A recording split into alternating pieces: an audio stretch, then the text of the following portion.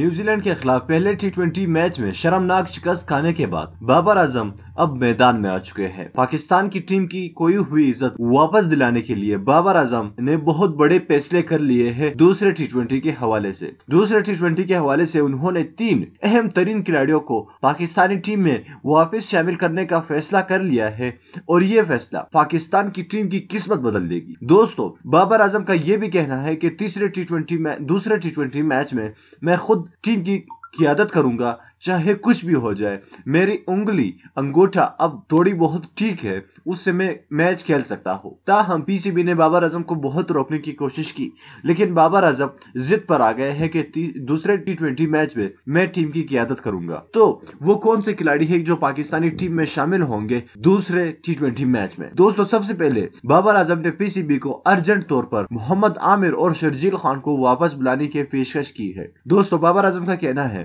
کہ شرجیل خان اور محمد عامر جیسے کھلاڑی پاکستانی کرکٹ ٹیم سے دور ہے اور یہی 2 کھلاڑی ٹی20 کے سب سے بہترین کھلاڑی ہے اور پاکستانی ٹیم کو بڑے فتوحات سے نواز سکتے ہیں۔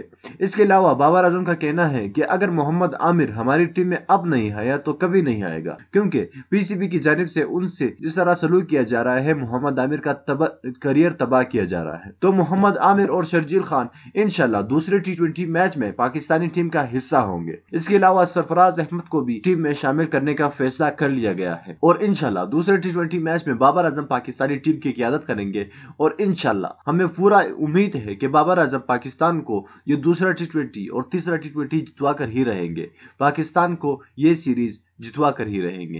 دوستو، آپ کا کیا کہنا ہے کہ ان 3 کھلاڑیوں کا سلیکشن اچھی بات ہے یا نہیں؟ آپ ہمیں کمنٹ کر کے نیچے بتائیے۔